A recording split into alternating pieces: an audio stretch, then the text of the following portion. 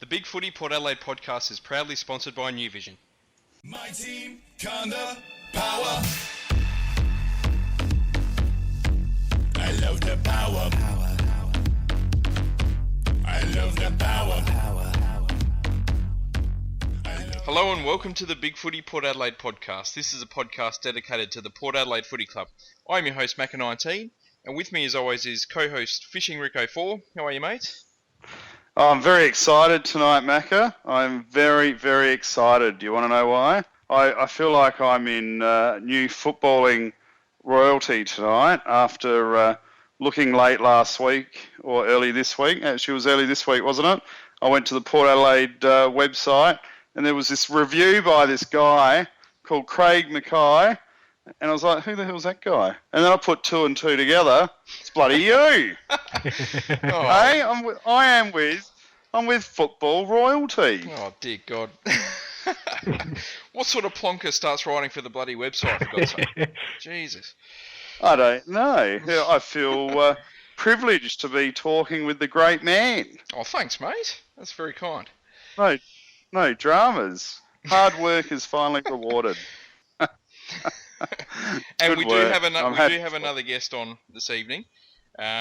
It's his first return to the podcast for 2014. We're talking with Tom Jonas's number one fan. We're talking with Noobzor. Hey boys, thanks for having me on. I'm also a bit in awe of the esteemed company I'm currently in. I'm hoping there's an autograph in the mail for me, Macca. Absolutely. Without a doubt. Well, let's go straight into it. We'll talk about our love and hate for this week. It's something we loved and something we hated in and around the Port Adelaide Footy Club this week. Rick, I might start with you with your love. Well, basically it's a bit of an extension of the tongue-in-cheek we just had there. Well, I think it's great how the footy club has extended itself to the fans, and especially the big footy community over the last year. They opened themselves up a couple of times with the podcast, with interviews. They've made an effort with fielding questions from the big footy faithful, and now have extended it to what they're doing with you. I think congratulations to the footy club, and I think it's a big honour for us as supporters to also be acknowledged as well. And I'm sure there's plenty of big footy users out there that are pretty honoured with the interaction that we're receiving. Yeah, I think it's something like this that really demonstrates that our footy club is a footy club. The fact that there is that sort of interaction between both the people that turn up and pay money to watch the games and the club itself. I mean, it just reminds me so much of the traditional sort of suburban clubs that you see going around every Saturday. Yeah, it's definitely a great thing, especially I think ever since Keith Thomas came on board, there's been a real noticeable change in how they've done things, and they have been a hell of a lot more open with us at Big Footy and all across the supporter base as a whole.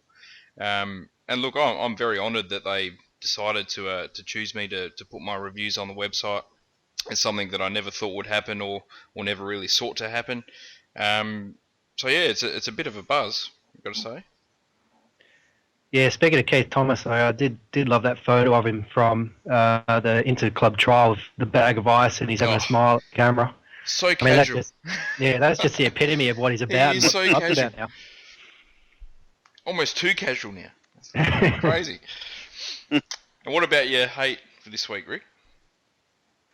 Look, it's pretty boring, Macca. I don't really have one. I'm really pulling hairs here, and I guess my only hate is I was sort of excited about the trial game this week, and really with all the omissions, I was sort of left a little bit deflated. And like I said, I'm really splitting hairs. I understand why the club's done what they've done, and I guess we'll talk about next week, but it's more the exciting about next week. But at the same time, I was sort of, once I saw all the outs and I saw the scoreboard, I was finding it hard to find motivation to even just watch the young boys. We're getting pumped, and so yeah, that's probably my hate for this week.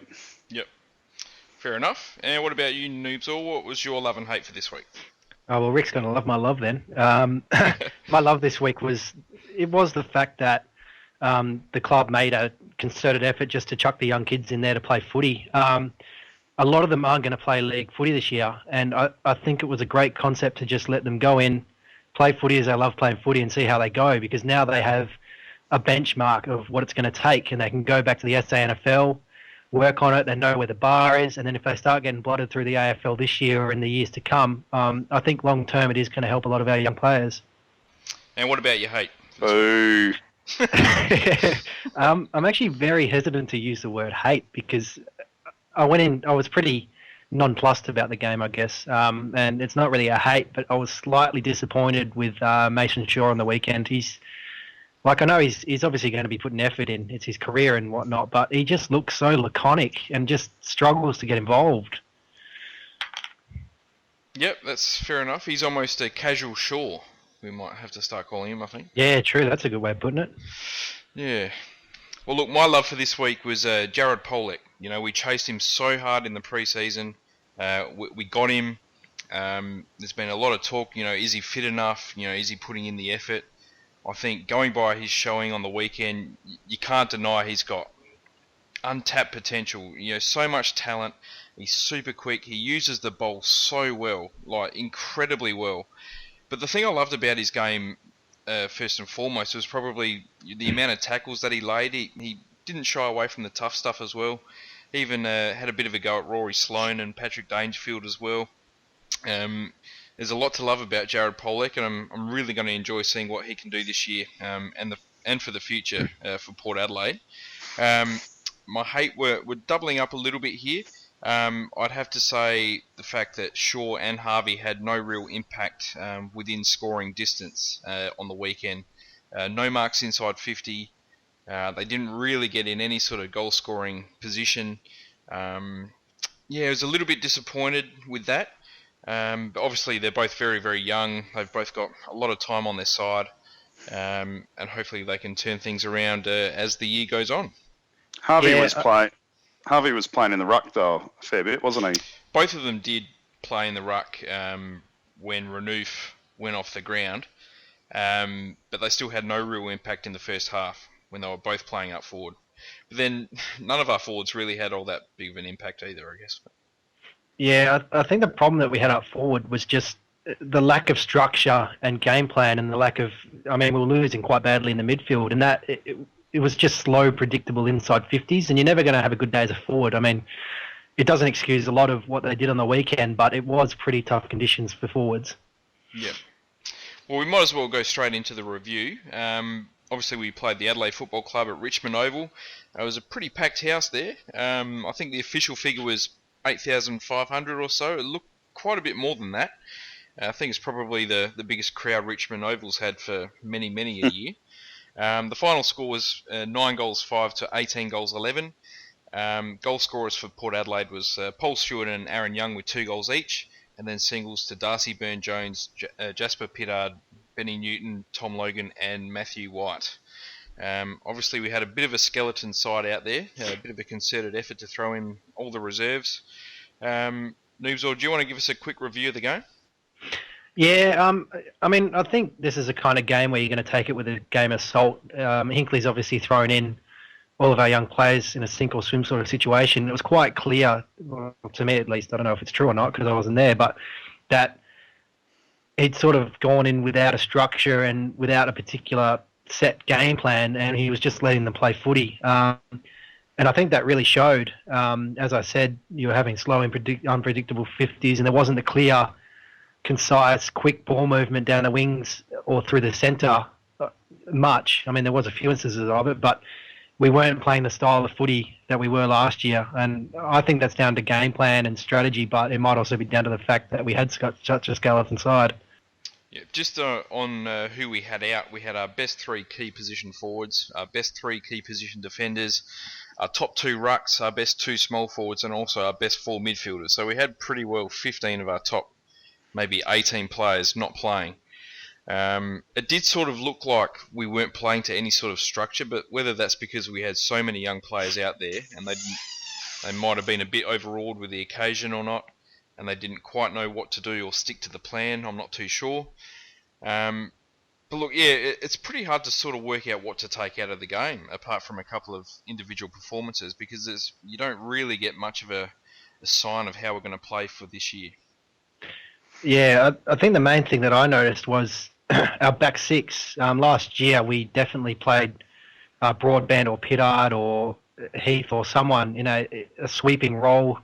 I mean, they'd float between contests and make themselves a nuisance, and they definitely went one-on-one on the weekend. And you could see that people were getting caught out of position. They didn't have someone there to cover them and that sort of thing.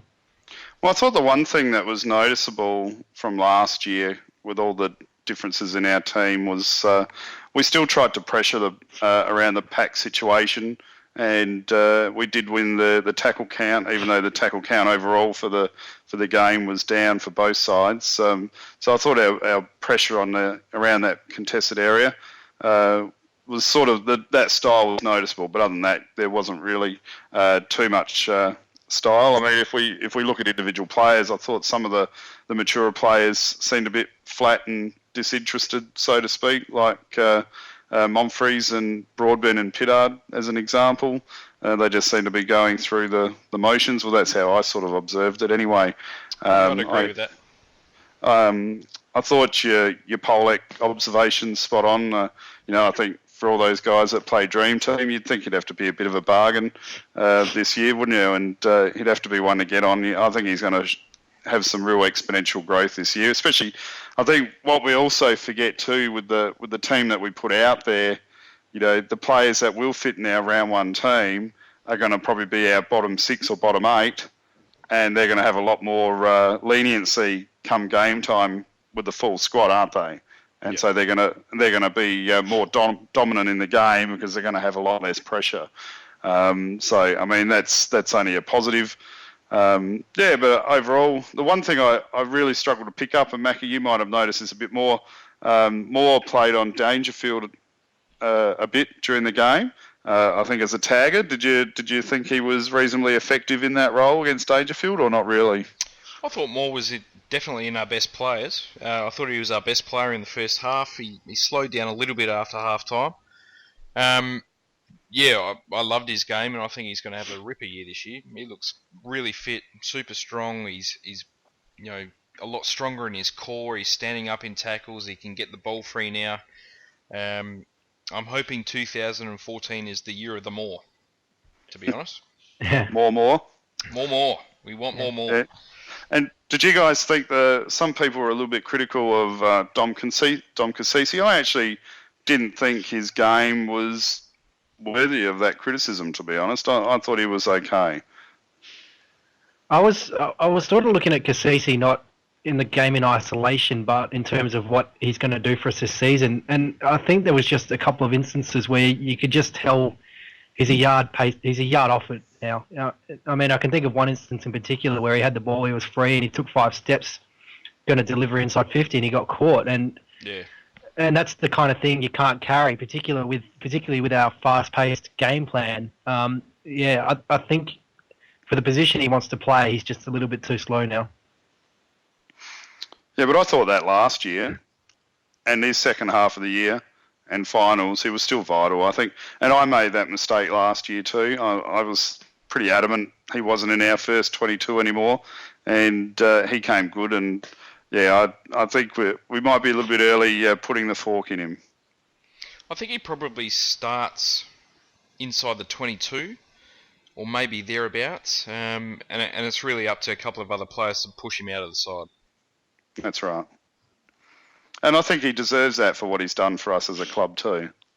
Oh, absolutely. Oh, yeah. Definitely. Champion of the club. Yeah. I also commented during the week, and I guess maybe a few people thought that I was a little bit harsh, but I thought Benny Newton might have done a little bit more possession count-wise. I think he only got 12 possessions in the end.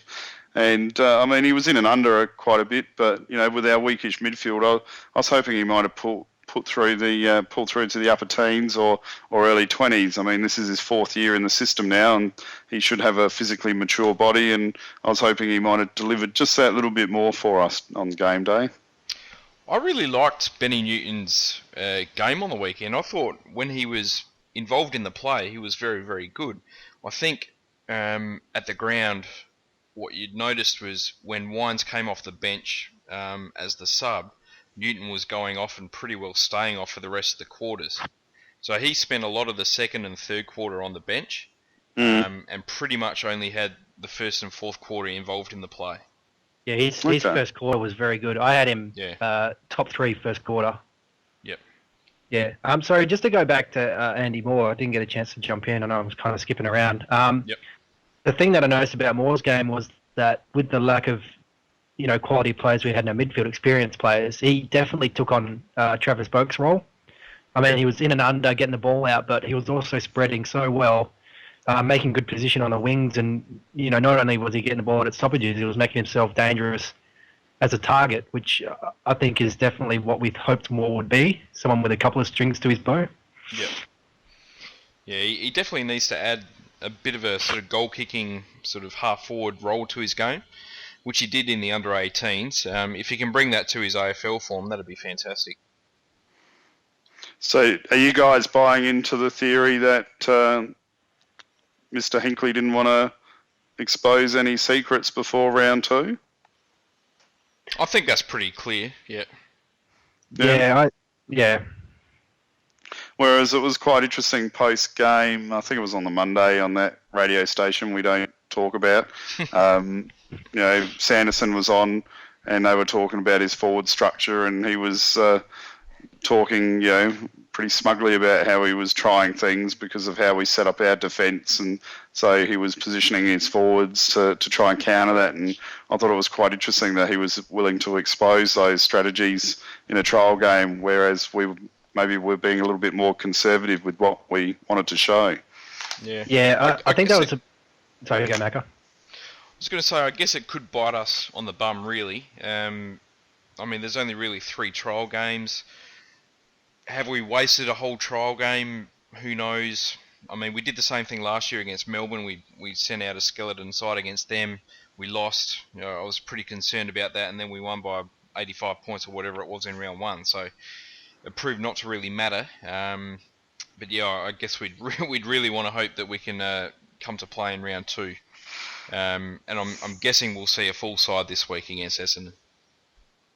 Yeah, it was pretty silly of Sanderson to say that. It was pretty clear that we weren't playing any sort of proper structure or game plan compared to what we're going to be doing through the year, and it might be a bit of indictment on him come round 2 when we're taking it a bit more seriously, and suddenly it's the other way around. Yeah, I think it's pretty clear we were sort of foxing a little bit. We had guys like Broadbent trying to do torpedoes from kick-ins and kicking it out on the full and all this sort of stuff that you just wouldn't see in a real game, really. And to go in with a forward line with 0 games experience in your key forwards, something like 10 games experience with your key defenders, and pretty much all your first string midfield out.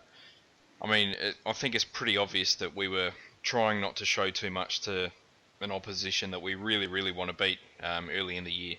I guess we've got to always be mindful that there is a round 1 first before we play the Crows,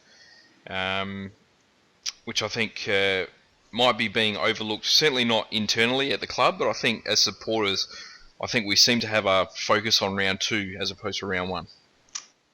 Sorry, that's the thing I really don't like about the preseason, is the fact that we seem to get matched up against the Crows every single year. Yeah. And it's I don't know. I just don't like the concept.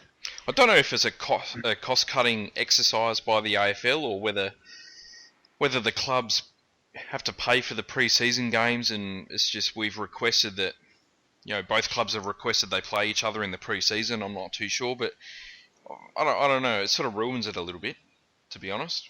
I'm not a huge fan of playing the Crows in the pre-season. I don't think it's necessary, and I'd much rather us play someone that we might not see, during the year, like Geelong or someone like that. Yeah, or even a bogey side. I know it's pre-season, you can't really request fixtures, but it would be good to, put ourselves up against someone that we've struggled against the last few years. Yeah. Yeah, I'm with you. I'm sort of over the Crows in the pre-season, but I guess they did it with West Coast and Freo as well, so I'm probably with you, Macca. It's probably a bit of a cost saving exercise, and I guess with the forwards, I guess it might have been a bit of an opportunity to have given butcher a run in that game with no other key forwards, but obviously they were managing his workload. Yeah. I mean, Hinkley did say after the internal trial that they would be resting every player throughout the pre-season. It's just they've done that in the one game, really. Yeah. Well, let's move on to the best players. Noobsor, who were your best players for the day? I think for me, Pollock and Moore were definitely the two standouts. I mean, how good is it going to be seeing Jared Pollock when we've got the full-strength midfield around him?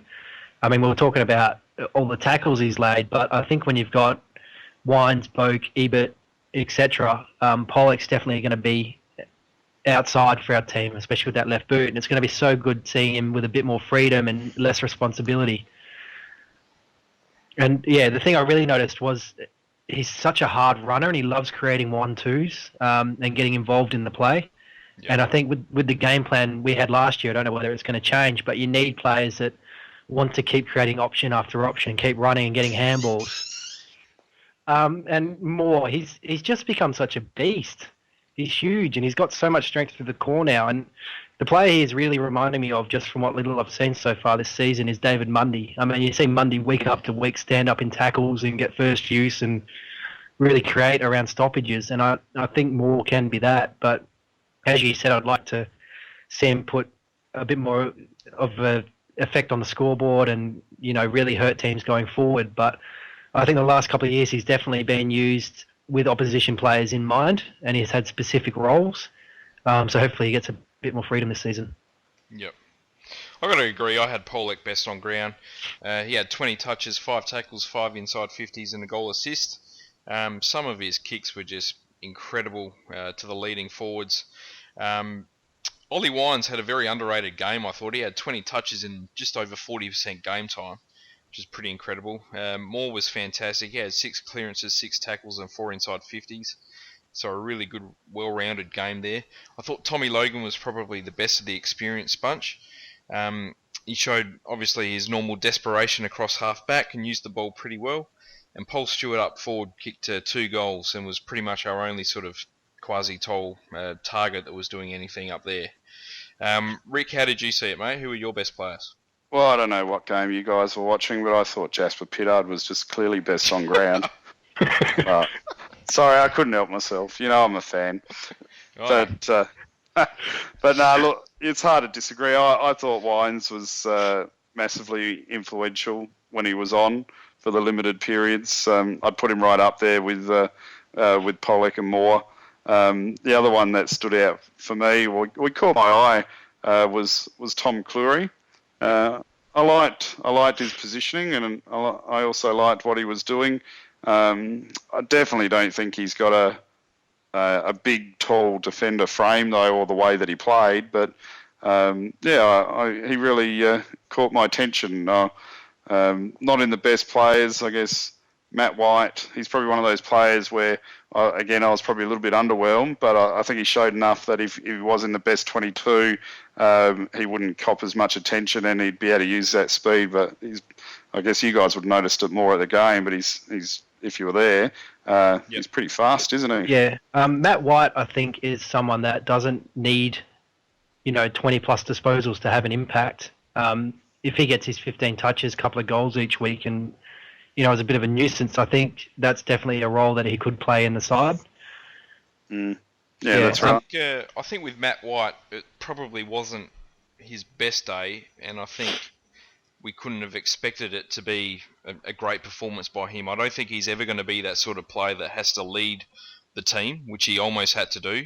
He was probably the second or third most experienced player out there for us. And I don't think we really got him for that sort of job. With all the other players around him, with all the better midfielders and small forwards out there, I think we'll see a lot more from him. And performing much better. I do like the Tommy Cleary, Cole. He was probably my best of the young guys. Thought he had a bit of a shaky start, but really put it back together and used the ball pretty well. And I mean, he's fairly quick for a tall guy, and I do like his size. I think he does need another couple of years in the gym. I think there's a really good core footballer out there. Yeah, absolutely. Someone else whose game I rated and hasn't been mentioned yet was young Sam Colquhoun. I mean, he's still a little bit undersized, but in terms of his natural game and his instincts, he's definitely someone that fits perfectly into our game plan.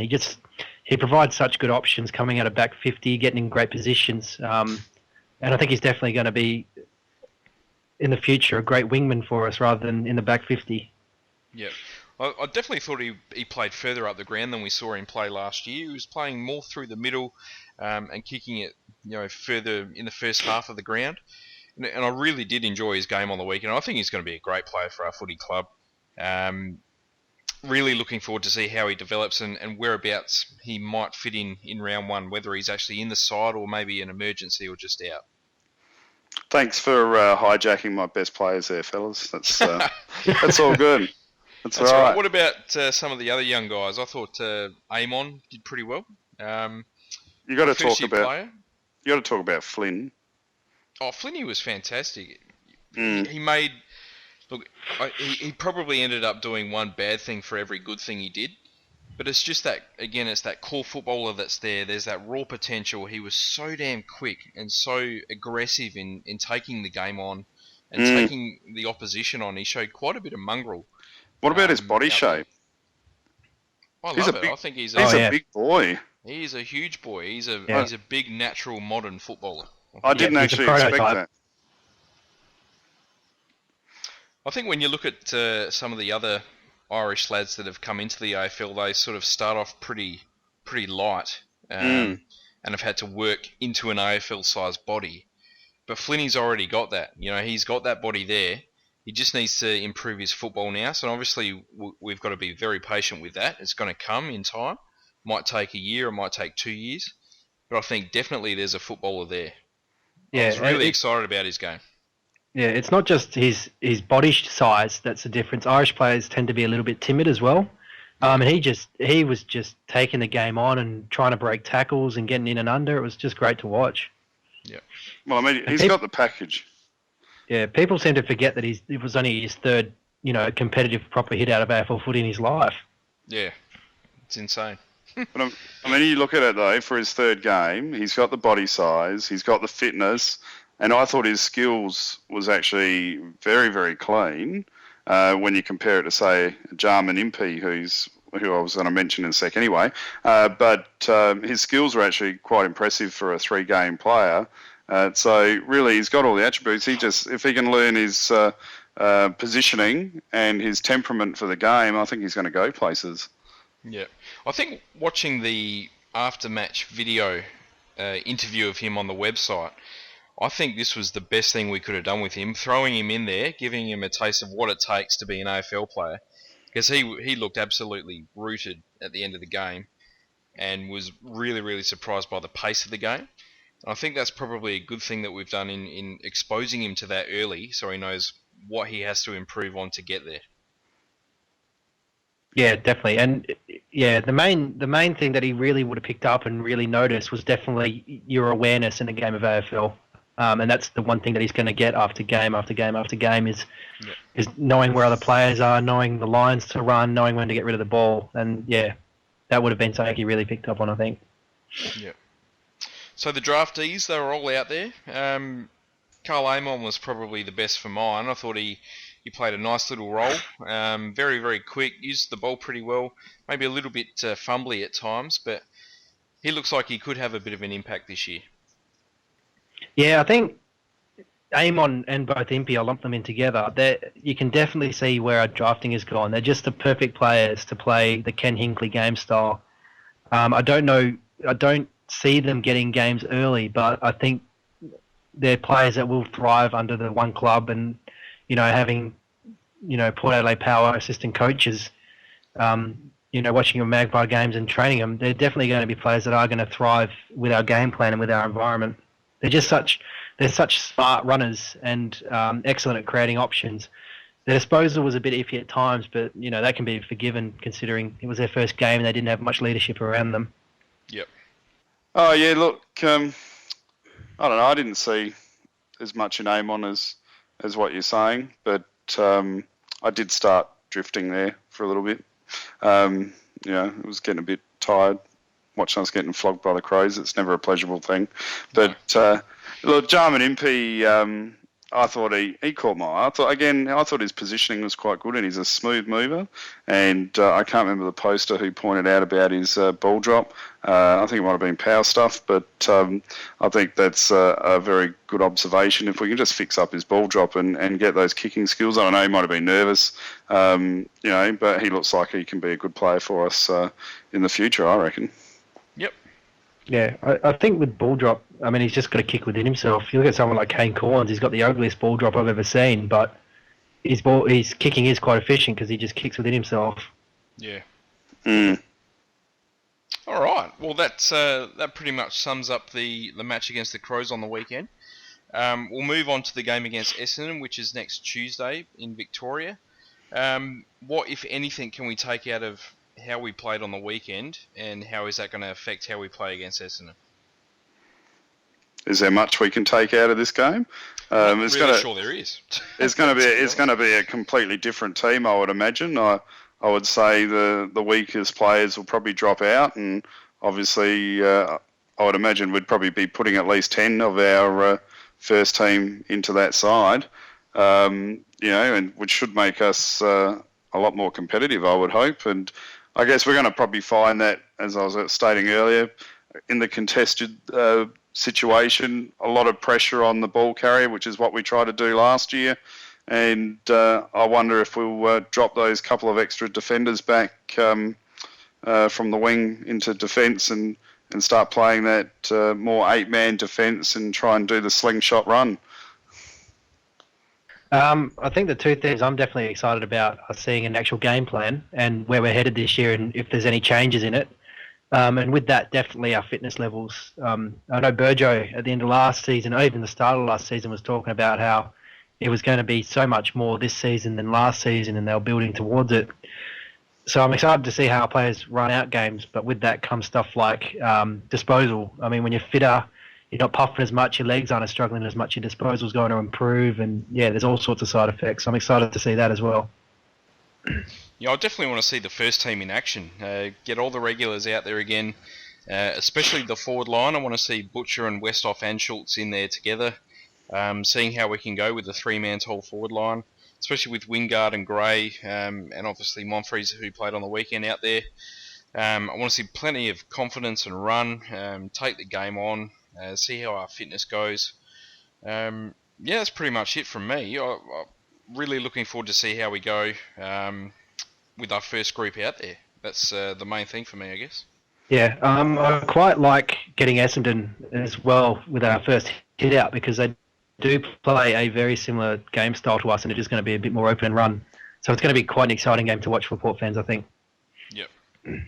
Look, we want to be really competitive in these last two games, don't we? I mean, it's a key indicator. If you're competitive in the trial games, it's going to flow through into the season. So, you'd be hoping the last trial game we're really starting with almost a full 22, unless there's some injuries, and we should be getting close to it with Essendon.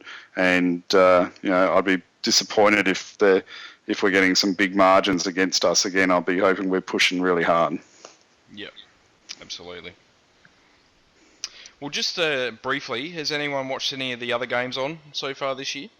I've sort of been keeping track of it. I mean, you got to take anything with a grain of salt, but the one thing I have noticed is that we're the only side that has really gone in with a skeleton team. Every other team, looking at the team list and how they've gone, all their quality top line core players all got a good run this weekend. Yep. Well, not weekend, the week. Freo should have gone in with a skeleton side because I think they took in a depressed side, didn't they? Yeah, I think Freo went in with a pretty experienced lineup. I just don't think they cared at all about the result, to be honest. I mean, it was actually pretty shocking for mine. I mean, I've been a West Australian, I saw a fair bit of it in the aftermath and stuff, and I mean, I think Freo fans looking at their side actually had quite a lot of expectation for the game, and yeah, it was just a weird sort of result. Yeah, I guess the Hawthorn and Brisbane game was the other huge margin. Brisbane with a lot of young kids in that side. They were probably going half pace as well. Yeah, I'm not sure that was a really good look for Brisbane with how they're situated at the moment.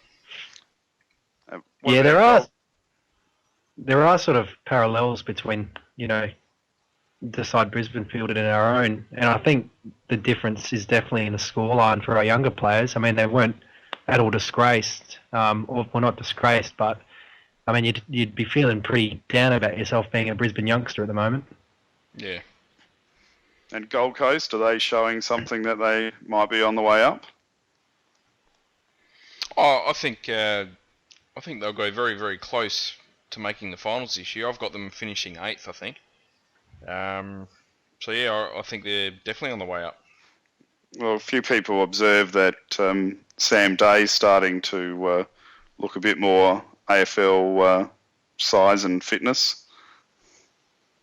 Well, I guess he'd be 22 now and 4th year in the system, so yep. It'll be exciting. Sounds about right. Yep. Get him on our trade target list for 2015. Yeah, well, offer up Butcher. Yeah, we've got a pretty big trade target list now. I mean, you got Aish, you got Mays, you got May. I'd still like to get Brodie Smith from the Crows. That'd be great. Oh, yeah. I mean, you look at what's happened in terms of big footy over the last couple of weeks with the jumper saga. Imagine if Smith jumped sides. Oh, my God. They'd probably ask for Wingard. That's the only problem. Yeah, they tried to tell us that Smith was of Wingard's quality as well. There would be no probably about it. All right. Well, I guess that's it for this podcast. Thanks for coming on, Noobs All. It's great to talk to you again. Yeah, no worries, boys. Thanks for having us on. I'm looking forward to maybe having a crack later on in the season. Absolutely. Good work. Pleasure. Rick, a pleasure as always. No dramas, mate. No jokes for me next week. Any fishing tips? Yeah. Don't run your own business because you never have any time to go fishing and it's actually depressing. And don't play with sharks.